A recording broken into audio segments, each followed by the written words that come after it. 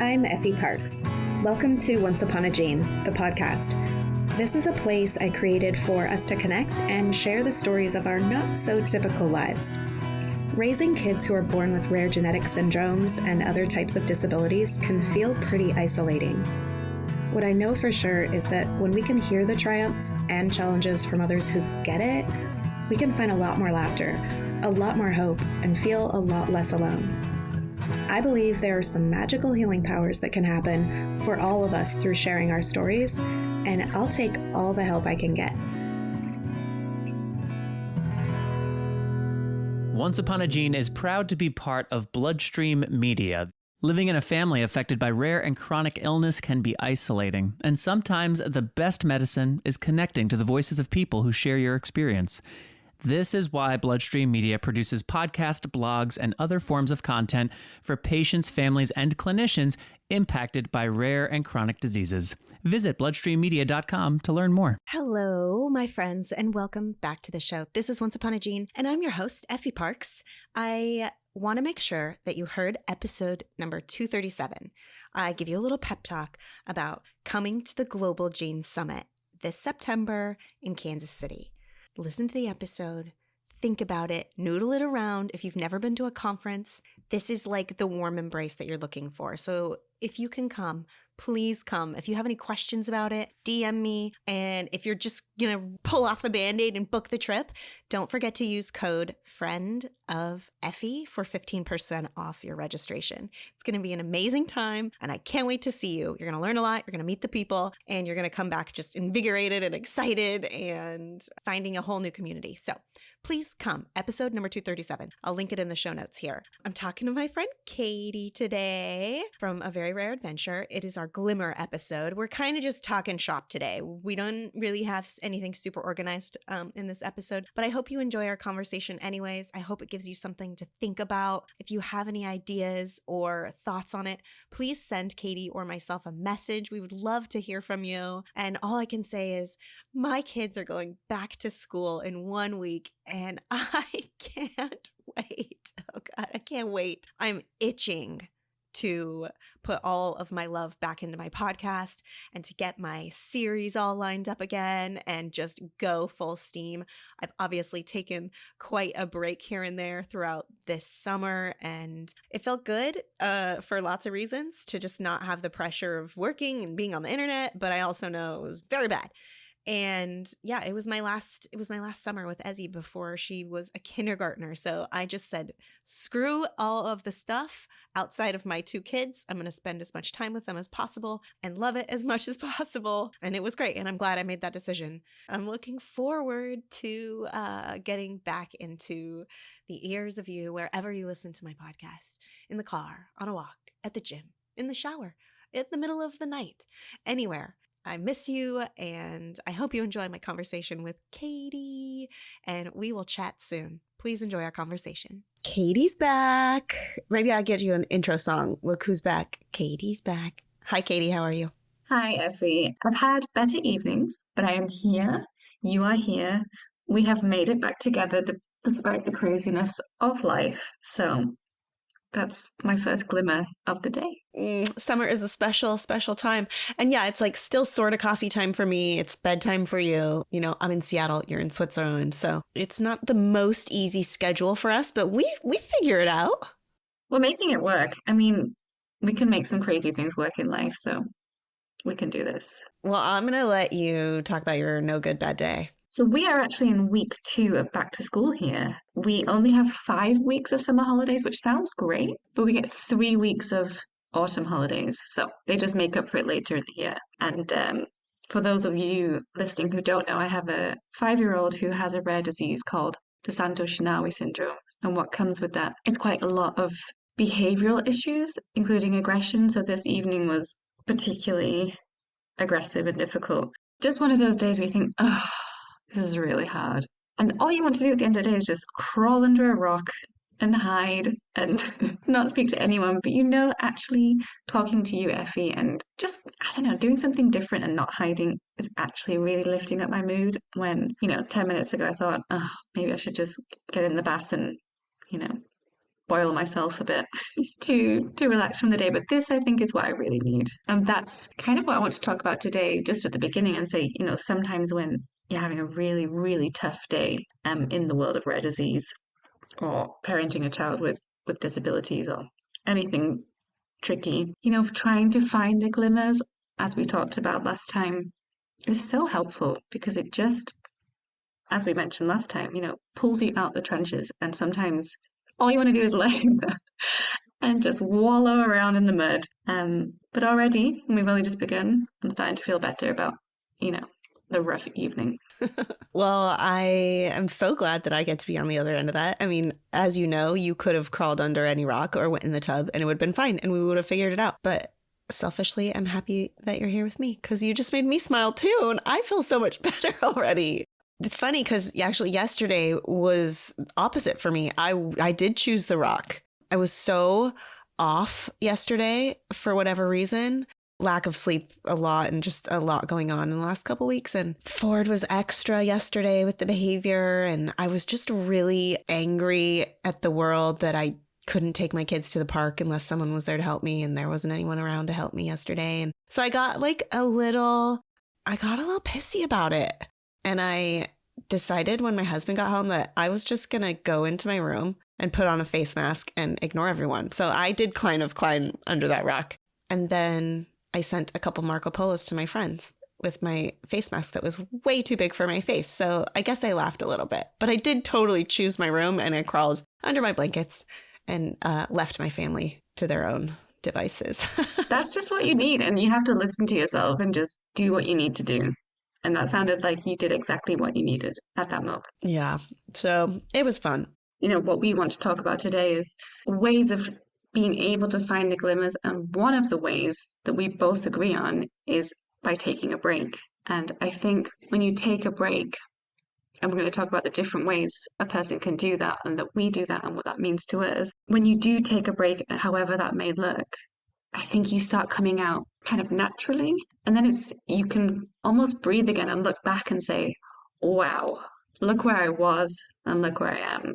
And that break is just so important to transition away from where you were. You sent me a few really beautiful voice messages on your actual break that you got recently. Do you want to talk about it? Mm-hmm. We were very fortunate at the beginning of summer. For the first 2 weeks, my mother-in-law flew in from Germany. So most of our family lives in other countries, or should I say, we live in a different country to most of our family, but she flew in for 2 weeks. And she is the kind of mother-in-law who will just muck in from the minute she walks in the door. She will do the washing up. She will hang your underwear on the washing line.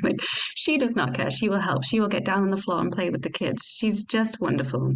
And so for my 35th birthday a few months ago, my husband paid for a night away in a hotel with a friend of mine. In an ideal world, we would have gone together, but we can't leave both kids with my mother-in-law and we need 2 adults. So she was there with my husband and I drove to the mountains with my friend and we spent the night in this beautiful Swiss mountain hotel and we had a great time. And I was driving back and I just had this epiphany. So just want you to picture this. Imagine a very, very white, very ginger 35-year-old mother of 2 driving in a very family style car, a very beautiful Skoda, through the Swiss countryside. And I'm listening to a song that most people would not associate with a person looking like me. I was listening to Gangsta's Paradise, full blast, singing as you do. When you sing Gangster's Paradise, do you have an accent when you sing it? I do, and I think everyone would laugh. So I will not repeat that. Okay, go. So singing along to Gangsta's Paradise with a British accent. And, Switzerland is beautiful. I'm driving through the Swiss countryside. There's this river flowing alongside me. There's someone kayaking down the river. There are people paragliding from the mountains and landing around me. It's like something out of a film. And I was like, everything is amazing. Everything's beautiful. And I thought, I think I'm only seeing everything in this light. I mean, it was quite amazing, but because I'd been away, and at that point we were just not sleeping. Sleep was just a disaster with both children. We were exhausted. We were dealing with various crazy things in life. And I had this break and I came back and it was just this epiphany, because I've had a break, I can totally see all these amazing things for what they are. And it just made me see the importance of taking a break from life. And I just want to also add, not everybody has access to those kind of resources. I realize a night in a hotel is either financially quite impossible or just logistically. We can only do this because we had a person that we trust fly in to take care of our kids with my husband. And so I just want to put that out there. I know that's not possible for everybody, but I do think that's not the only way of taking a break. That was just a really big, obvious example. And yes, I walked back in the door feeling all energized and wonderful. I walked in the door and my husband walked straight into the bedroom and went to sleep. He was just exhausted. So there is the flip side that when you do take a break, sometimes it takes a toll on the other caregiver, but it was very much worth it. And that was my epiphany. Oh my gosh, I love that so much. And yes, there's always kind of a rude awakening when you get home, but it's still so worth it because of the having a little bit of a break and having that moment of just total freedom and just the glory of looking around and being able to just breathe it all in and remember what life is all about sometimes it lasts so long, right? I think that you can savor it so much when it's not something that you get all the time and it's not something that you get without a lot of sacrifice. Right. I think sometimes just seeing, oh, there's a world out there outside of these four walls, and I'm a person who has other interests and passions and hobbies outside of these walls. It's life-changing, even if it, like you say, it doesn't last forever, but it does definitely power you through. Mm-hmm. Yeah, it reminds me. So anyone who's listening who is from the HNR&P community knows what I'm talking about because I just delivered it in part of my talk there. But I sent you an episode. So there's this neuroscientist named Tali Shabbat, and she has a book called Look Again. And she talks about this concept of taking things in small bits rather than big momentous events. So like, hey, stop chasing your 2-week vacation out of the year. Like that's going to be this massively relaxing, wondrous thing because scientifically not going to impact your well-being as much as it would as if you were taking small, frequent bits of these things. So like maybe a road trip for a day, maybe even just a hike up the mountains that day, but having little things on your books, more frequent, like weekend trips if possible, or things like that, and that you're going to get so much bang for your buck emotionally and physically and mentally than you will by having some grand type of self-care sort of event in your life. And it was really, I just like the way she explained it so much. So definitely go like find her on a podcast, find her book, because it makes so much sense. And I think about like, especially back in the day when you would have things on your calendar, look forwards to things, like it keeps you happy up to it, during it, and then even after, because there's probably something else on your books a little later. And just having smaller bits of things, you just get more bang for your buck. Yeah, I think it's massive. So if they haven't already turned it off, or they're thinking about it, or they're swearing at us in the car, what do you say to those parents who are like, it's literally impossible. I could never go anywhere. I could never do anything. I don't have the money. I don't have the time. I don't have the caregiver. What do you tell the families who have a situation like that? I think they have to ask themselves two questions. And the first would be, what does a break mean to me? And if that means, a week in the Maldives on the beach with cocktails, great. But the second question is, what can I logistically do? And if, answer to the first question is just impossible, you've got to be realistic. I went away for this night away, and that was the first time ever since having, the kids. So it's not something that I can repeat regularly, although I'm super grateful that it happened. So I have to be realistic. How am I going to take a break when things are really tough, or when I'm, full in parenting and caregiving? And it's the same for them. So they have to maybe start really small, I would say. So of course, there are the big things. We mentioned the hotel away. I do see some parents getting away together and grandparents looking after the kids for a week, which is, the jackpot. But again, that's not going to happen in my life. So I can imagine for a lot of other people listening, that's just not for them. So I would go really, really small. And if a break for you can be small too, think about that. So I wrote down a few things but are small breaks that could be useful for listeners. The first one, I don't know if you know the book Tender by Penny Winsor. No, I don't think so. So it's a book about caregiving. And she recommends for people who you know that you're not going to sleep well. I don't get a lot of sleep. It sounds like you don't get a lot of sleep, and probably that's not going to change for us. So having a nap for me is virtually impossible during the day. But she said if you can, take a yoga mat, put it on the floor, and lie down on it, with or without a blanket, whatever you choose, and just rest. And if you lie down with the idea that you can just rest, you may or may not fall asleep. And that is a way that you can have a break during the day, kind of for short moments. And I really love that. And I actually started doing it because I have a lot of anxiety around sleep and I have a massive problem with insomnia. So quite often for me, I can't take a rest, I can't take a nap, even when I have the time. So I just lie down and say, I'm going to have a rest with no pressure to sleep. Sometimes I fall asleep and it's great. So I think that is something that people can do throughout the day or every day if they have a few minutes, just to take a break on a small scale. Do you also have some small scale break ideas, Effie?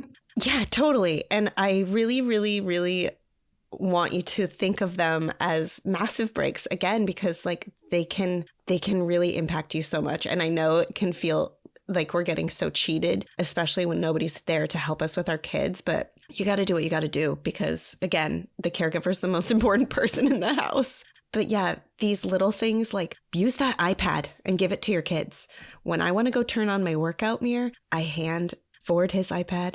I turn on a show for Ezzy. Actually, last time she literally came in here and worked out with me. It was amazing. But taking off your shoes and your socks and going outside and just walking around in your own yard and like feeling what your bare feet feel like, I think that there's something super magical about actually connecting to the ground and to Mother Earth and to just being sort of mindful with nature. I like to go outside and water the plants, like water the trees, water the roses, like whatever you have outside. And seriously, do it barefoot. I'm telling you, like there's something about it. Obviously, the laying down and being mindful and resting / yoga or any sort of meditation, it's not woo-woo. It's been around for millions of years for a reason. It can really make a difference. And even just kind of training your brain to like shift those thought patterns or to calm your nervous system and take those deep breaths. It's really, really a big deal. For any OG listeners here, you know that like one of the things that was super life-saving and life-giving to me was learning how to box breathe, which is something they teach like Navy SEAL people to do to chill out. It works. And I think that it just builds sort of this like muscle memory in your body that when you know you're getting this like fight or flight sensation, that there are things like that to take yourself back to a baseline that's comfortable to you or that's like less chaotic. And I think even just giving yourself a little chance to regroup can really help you out throughout the day. And it's constant, right? Like it's a constant practice. And I think the better you get at practicing, the more naturally it will just come without you having to feel like it's another chore to take that time for yourself. 100%. I also do want to say, though, there's a couple other things. Like I know some friends who do like kind of co-op-y stuff. Like they found other friend moms or friends that they trust at least or whatever who know their kids, and they'll swap.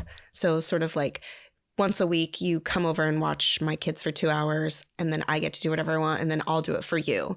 So yes, there's like a chore involved there, but it's definitely worth checking out to see if it's worth it to you to do it that way, to get a little bit of respite and actually, take yourself out of the house, the situation completely, and go be yourself for 2 hours, seeing if that works. Oh, I love that. I think it's really important when you're a caregiver to have people outside of yourself and ideally outside of your partner that you can leave your child with, because like we need breaks. We need breaks because we cannot be our best selves. We cannot, see the positives when we're drowning. We just can't. Everyone knows how much I believe in walking. I really do, for so many reasons. There's actually, oh my gosh, if you guys haven't read this book yet, you must read it. It's called Do Walk. It is the most amazing book, and I had to listen to it like 2 times. In fact, I want to listen to it again. It's this woman named Libby, and I think she lives in Maine or something, and she has taken a walk every single morning for like 8,000 days or something. So far in the book, she's never once missed a day, never in her entire life, not even sick, not even when it's been like 25 below. And she like documents it, like about how frozen her toe was that one day, or that there was a blister in her foot. And she talks about, you know, the things that your mind can get stuck on or not get stuck on, and then blah, blah, blah. I know I'm going on about the book, but it was the most amazing story. And listening to just her perseverance through it all and her clarity that she had, and how this habit changed her life in so many ways, but especially that she never, ever regretted taking one of those walks, even though some of them were totally treacherous. I think that there's so much to be learned from that methodical movement in our bodies. If it's at all possible to make a walk a habit in any way, obviously not every day straight for 8 years like she did, but it is everything. And I will never, ever give up my walk for almost anything. Yeah. Since it's summer here and we have like the light evenings, I've been trying to go on a walk once a week. And I can't go till like 8 p.m. because I have to get the kids to sleep and clean the house first, sometimes 8:30. But like it's probably the highlight of my week. And I've done it 3 weeks in a row. And once winter comes and it's, 0 degrees and snowing outside and pitch black, I'm not going to go walk in the fields. But like while I can, I'm going to do it. And it's just great. I definitely come back on a high. As you say, I never come back feeling worse than when I left. But I have a question for you, Effie. Do you have any guilty pleasure take a break techniques? Oh man, I used to have a guilty pleasure, but then it closed. Let's see, guilty pleasure. So like pleasures that make me super happy that maybe I shouldn't be doing. I don't know. I guess now I will just go places when I don't need to go there and like run an errand. So I'll be like, hey babe, I know your life is busy too, but I'm going to go to Costco. Like, and I don't need to go to Costco, but for some reason it makes me happy to go there. I used to go to that Mexican restaurant. I used to lie and say I was going to Target because there was a Mexican restaurant in the same parking lot, and I'd go and eat chips and salsa and have a margarita. That was my like ultimate favorite guilty pleasure that I did. But yeah, I guess now if I get a chance and I really don't feel that guilty about it, is I'll just lie about an errand that I need to go do. And I'll just like turn on my music and listen to Gangster's Paradise and roll down the window and drive fast. I love it. So mine has to be trash TV. It's just the ultimate escapism, I think, when you like, I just can't.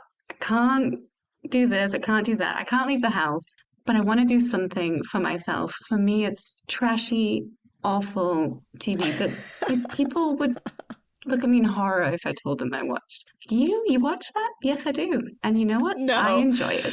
I enjoy it every minute. Good for you. Ultimate escapism.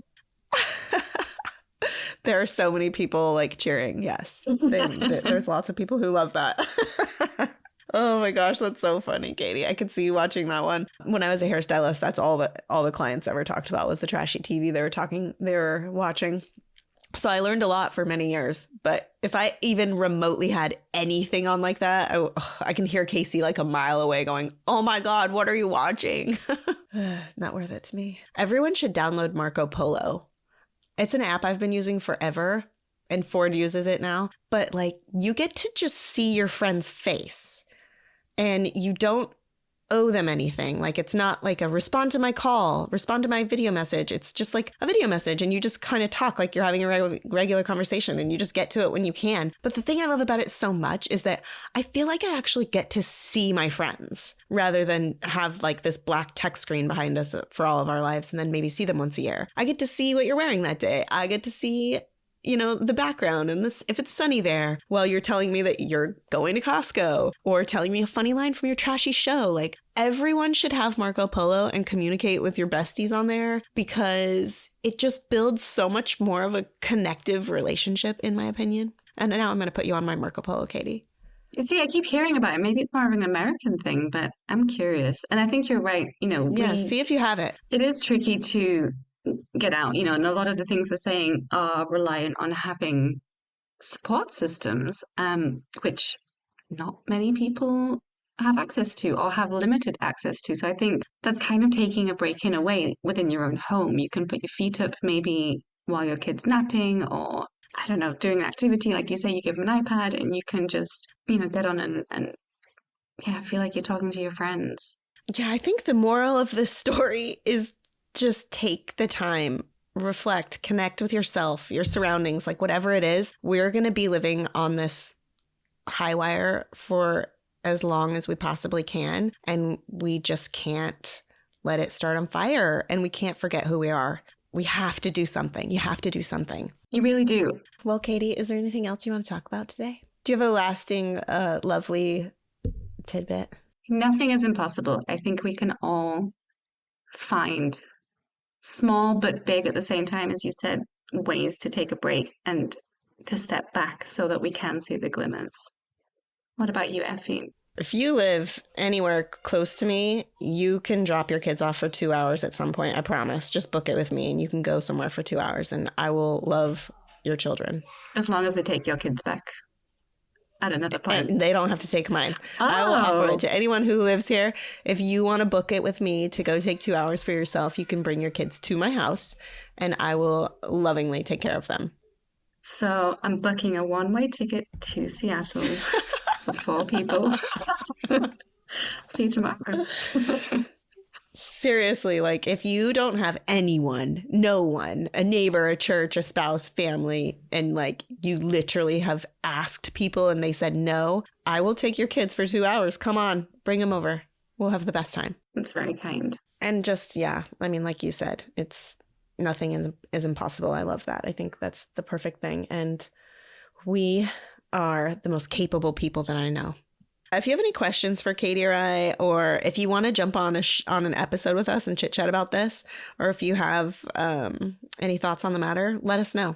Okay, so before we finish, I'd love to share a glimmer of mine. So a beautiful friend in the US who I've never met, but I've met I've met online because she has 2 children who also have a different rare disease. And we just became friends a few years ago. And she made a beautiful blanket for my baby and wanted to send it. And she went to the post office in the US and they were like, it's going to be about $200 to send to Switzerland. And obviously that was not worth it because the blanket itself wasn't even worth $200. She said, I don't know what to do, Katie. So I set about asking in some Facebook groups. And a friend of mine from Switzerland who's actually American and she also has a son who has a rare disease was in the US at the same time. And she said, post it to me in California. So she posted it from Illinois to California and she brought it back in her suitcase to Switzerland for me. And this blanket that was never going to make it, somehow through this mad network of rare disease, has made it to Switzerland. And I'm just so grateful for beautiful people doing wonderful things. That's my glimmer of the week. Oh my gosh, I love that. You should post a picture of that blanket. I still don't have it yet. But I'm very excited to meet my friend and see this beautiful blanket. I'm really excited. Awesome. How about you, Effie? Okay, well, one of my self-care mindful things is like making bread. It makes me think of my mom because all she did was make everything our entire lives. So in the last year, I've been making bread, which I had never done as an adult. I don't know why. All my siblings are maniacs and they all make bread and cook like crazy. And I was like, oh my gosh, I'm going to make bread again. I miss my mom. So I've just been like Googling, or not Googling, I just go on TikTok and I type in bread recipes and I click whichever one looks good. And I've been trying to perfect my focaccia because I don't know, something about it. Like I'm not waiting long enough for it because I get too antsy, but I nailed it the other day, like totally nailed it. And I found a recipe that you can do in the same day, which was totally my jam. And I was so proud of myself. I don't know what I did differently. I'm wondering if maybe my yeast was not that great because I got new stuff, but it was the crispiest, fluffiest, most beautiful focaccia I had ever made. And now I just want to make it for everyone on my street and hand it out and let them know how good my focaccia is. You need some focaccia? Come on over. Focaccia and childcare, you're offering a lot here. My mouth is actually watering. Oh my That sounds so gosh. good. Okay, well, I love you. Yeah, and just before we finish, I would just say, to anyone listening, if you you want to share a glimmer with us, you can always do that. And we'd love to hear them. Yeah, send it to either of our DMs or go to my website. There's a place that says contact us, and then you can record a voice message. You can send it that way too. And then if you send a voice message, we'll just stitch it into the show.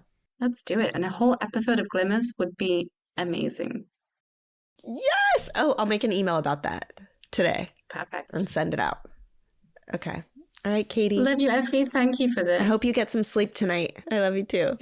Try to rest. You too. I hope you've been enjoying this podcast. If you like what you hear, please share this show with your people, and please make sure to rate and review it on iTunes or wherever you get your podcasts. You can also head over to Instagram, Facebook, and Twitter to connect with me and stay updated on the show. If you're interested in sharing your story, or if you have anything you would like to contribute, please submit it to my website at effieparks.com. Thank you so much for listening to the show and for supporting me along the way. I appreciate y'all so much. I don't know what kind of day you're having, but if you need a little pick-me-up, Ford's got you.